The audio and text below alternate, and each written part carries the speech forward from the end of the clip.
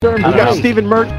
Stephen Merchant. Hi. How are you, Stephen? I'm all right. How are you guys? Great. You're sitting. Are we on live now? Is it? Yeah. Is it? What are the rules? You can swear, can't you? You could swear. You could do whatever you want. Right. This is why. This is American freedom of speech. That they let you guys on just to swear. It's satellite speech, freedom of speech. Regular radio, though, they're like, even if you say tit, they'll freak out. Okay. Which is the dumbest fucking thing ever. Oh, there you are, swearing again. Yeah, there it is. Well, is that what people tune in for? They want the swearing? They look forward to the swearing? Early on, I think they were into that. Yeah. Now it's like enough with the fucks. What do you got to say? It's pretty much the way I just talk normally. Right. Which is kind of freeing.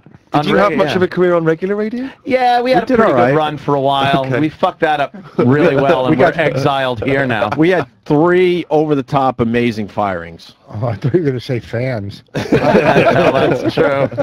I think it was 3, right?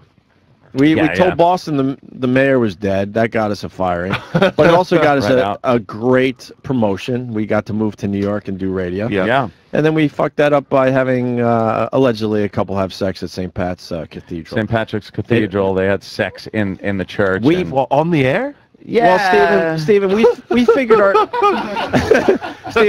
we figured our careers. I might shoot off, guys. If I'm honest, this is not the sort of radio I'm into. I'm a classy guy. I work for the BBC. I could tell. Stephen, we figured our careers were going so well.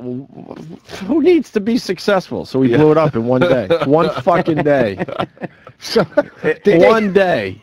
It happens. As a guest on their show, they were gaining so much heat. They were in like 20 markets, and I was on all the time. I'm going, this is fucking great. I went and bought a Mercedes, and they got fired the next fucking day. Yeah. See, that's some kind of lesson there. TV was calling. TV was calling magazines. We were in a magazine every other week. Since then, nothing. Nothing after we Now we just come in, we punch the clock. And realize, realize that the hours before you die. Well, sure. We realize we're on the downside of our careers. But yeah, we're on, the down slope. Good, well, I'm glad to be here in the glory years. The post-glory years. Some people you meet on the way up as you're on the way down. Sure. It's like watching people on the escalator. Yeah. When you're going down and they're coming up, you're just like, oh, hi. Congrats and have fun wherever you end up. I'm down to the basement. We gave up trying to get to the point we were.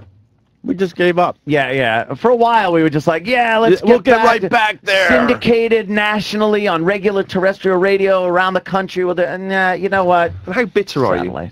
A little bit. Are you bitter? Look at our faces. Yeah. I'd be bitter. I'm 20 years old. It really has taken its toll. That old gag. I'd be bitter. I'm doing a lot of old gags today, man. I would be bitter though if I didn't have it so well. See, life's okay for you? It treated me well. So now I just feel kind of like... What is it that gets you through the day? Booze? Drugs, yeah. hookers? Wow, you read good. the room nicely. You're like, that, I like booze, girls, and guns. Those are like my 3 and not even in that order. I think it's in that order. Is it in that order? I think it might be in that order. Holocaust movies? No. Not quite. Holocaust movies? I'm not German. No. Schindler's List was pretty good. You point and go, ha-ha. Stephen, he's a fan of the I like the era. I like the whole era. The Holocaust era? No, not the Holocaust era as much as the 30s, It gets a lot of bad 40s. press, but there must have been some good stuff going on. Something had to have a laugh. There's always sunshine after the rain. There must have been something. There must have been something. During that time, someone was having fun somewhere. 2 people must have had sex in a church somewhere. But it wasn't in an attic. No, it was a quiet time. I'm thinking there's one guy that came home from work to find that his wife was no longer in the house and might have been a little happy. That's all I'm saying. You think? But no one wants to talk about that side of these horrific things that happen. Muddy jackboot prints on his floor and kind of went like... And when she's gone, they took her. Wow. And then he had a fake cry and all, and then he escaped and went to some other country. They got somewhere. They got remarried. That's a movie there. There's a Holocaust movie for you. That is. Oh my God. What a lovable character he'll be. Lovable. Maybe Kevin James could play him. Yeah. Well, our tragedy is obviously, 9/11. Yes. You're trying to tell me now. There wasn't one guy that died that day was the biggest that piece people of thought shit. Was an asshole. The biggest piece of shit. And when it happened, they went, "Oh my God! Look, this is the luckiest day of my life." Hey, call in if you are that guy. Yeah, if you're that guy or you knew, if you owed someone $100,000 that died that day. By the way, if we did this break on regular radio or TV, fired. Yeah. Sure, because no one wants to talk in those terms. Well, then obviously, so. It's offensive and obviously it's so morally offensive. repugnant. Yeah, obviously, so. it was an over-the-top, horrific day for just about everybody. No, but about. I'm saying there was maybe a few people that said, "Wow, this I was like in trouble yesterday. Today, no trouble. Right, instantly out of trouble. Right. Yeah. Oh. I've watched the Ricky Gervais show, the animated podcast. Fucking hysterical. Oh, cool! Thank you. It is so goddamn funny, man. And little round-headed shit. Carl. That and I'm sure because we've gotten asked from certain retards we have on our show, is that real? Is that guy real? That is. You can't fake that kind of stupidity. I always think when people say is Carl real, they are the Carls of their group. Right. You know what I mean? Because you can't. People say to you, "Do you write it?" You could not write. No. The stuff. He's talking about the pyramids. We showed him a picture of the pyramids because we sent him on this show where he travels around the world. Yeah. And he looked at the pyramids and he said, "Bad design." Straight away went, "Bad design." He said the living room huge, bedrooms tiny. We have to point out it's a mausoleum. It's not a house. It's not a house, Carl. But Bad you can't. design. I don't think an intelligent comic can come up with that because it would never occur to you it was a house. Right. You know, if you know it's a crypt, you can't sort of unlearn that. You're not gonna think of it as a house. Right, It's a crypt. right, yeah. Bad design. The pyramids, which have been Bad there design. for thousands He was of furious years. because they were the Great Pyramids and the Great Wall of China. He said, "I'll be the judge of that." They're just the Wall of China. They're a pyramid. I'll decide if they're great. It's like he was annoyed at ancient Egypt for naming it that. How did this start? Now, I know you guys had this great idea of making him famous. Right. Now, where did he originally come from? You guys just know him? He comes from Manchester in the north of England, and Ricky and I used to host a radio show together, and then I think we got fired. Probably for something far less controversial than you guys, just for being Sex shit. at the Abbey. Right. Yeah. And then we had some success with The Office and stuff, so then they invited us back, and we returned like conquering heroes. They gave us the Saturday morning, graveyard slot. I got to slow you down for 1 second because too many people going, "Who is Stephen Merchant?" You need to know who Stephen Merchant is. He's Ricky Gervais's partner in crime. They've done a ton of stuff together. Yeah. Extras was so. I'm just finally starting to get into extras. And I can't get enough of it. The British Office, obviously. This new show on HBO. Yeah, this looks... The radio show together, like you guys said. Yeah, the podcast. I saw the season premiere a few days ago. Oh, where he came up with the movie idea. Well, so for the people emailing in saying they don't know who the hell we are, I worked with Ricky for years, and then we started doing this radio show again. And Carl is this round-headed dude who was just here to press the buttons. I don't know which of these people in this room is your gimp, but that's pretty much. And we just started asking him questions, and he just started answering with these answers that you just wouldn't expect, and just offering up stories, but offering up stories like, about some dude he knew who had a horse who kept in the house. But just like that was normal. That was a normal thing, Yeah, I knew a guy had a horse in the house. Like we're supposed to go, okay, move on. And since then, Ricky has been keen to make him into a reluctant star, which he's definitely done. Yeah. We got to do that with Ricky's laugh at Carl, it kills me too. He'll just laugh hysterical and then just go, "You're mad! You're mad!"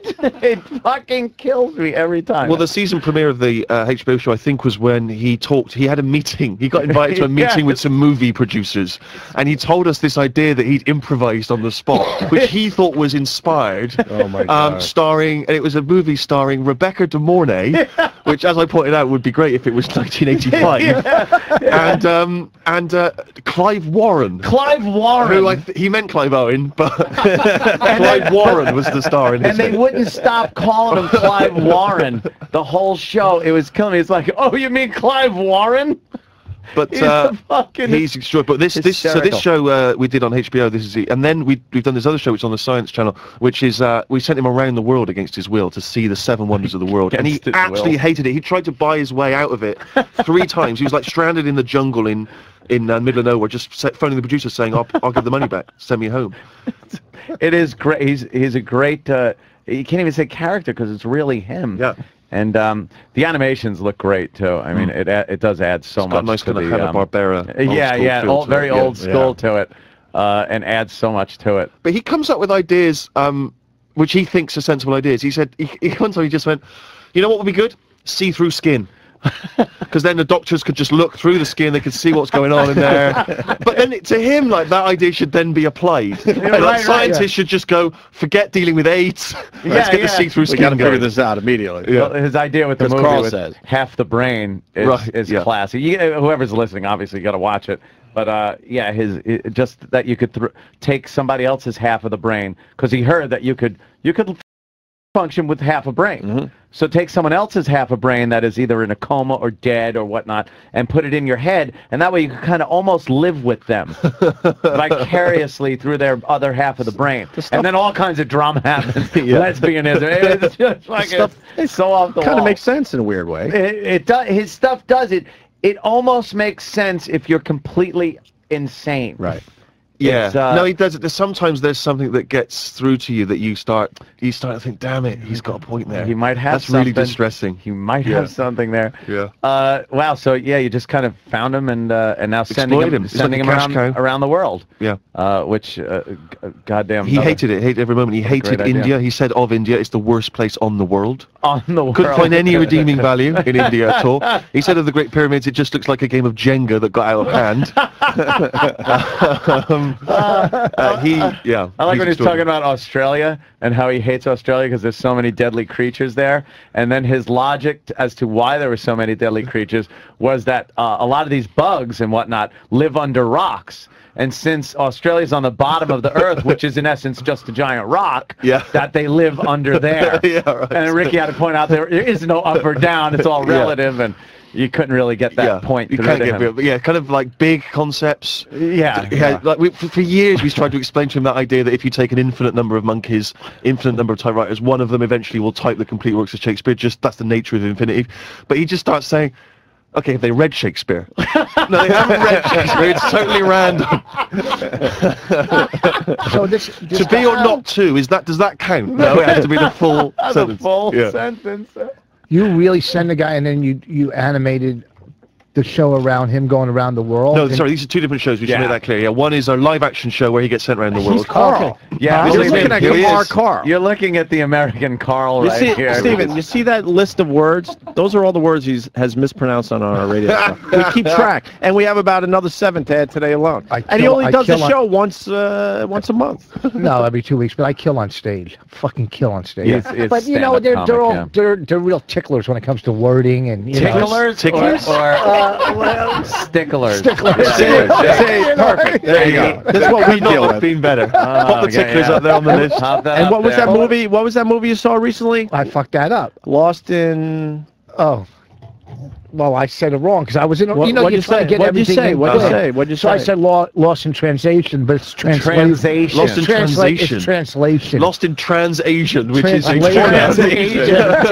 But you know what? Sometimes you're talking fast. You got to get words in. You fuck up every now and then. What about when he mixed up frugal with what was the other one, Danny? Frodo. He wanted to say frivol. No. Frivolous and frugal, which frivolous and frugal, two opposite things. Sure. So it came out frugalous. It's early, too, Oh, yeah. That's why you should have flooped the coop, like you said. Yeah, they flooped the coop. Oh, I hate these ticklers for detail. Yes, Listen, exactly. You guys want a 9/11 story? What? I just want to prove my point. All right, why not? Do you mind? No, go for it. All right. Let's say hi to Steve in Jersey. Now, this is obviously a very touchy subject. I understand that. 10 but with every years. tragedy, there's somebody going, holy crap, this really helped out my situation. That's all I'm saying. With that, Steven, go ahead. Hey, guys. Make a long story short. By the way, enough time goes by, and like the Titanic, they'll make a fucking kiddie ride out of it. They put in the backyards of parties. You ever see that? Let's just say my name is Steve, and let's just assume I'm from Jersey. Okay. I slept with my wife's sister. We got drunk one night. We slept together, and this was like in July. She proceeded to tell me about August the 20th that she was pregnant. She was also married, so she was trying to figure out how to tell her husband. I was trying to figure out how to tell my wife, and she died in the Trade Center tower, so nothing was ever said. Well, lucky for you. That's what I'm getting at. And you thought this was a good idea to phone a radio station and tell people, it's been long enough now, my wife can deal with this information now. This is the way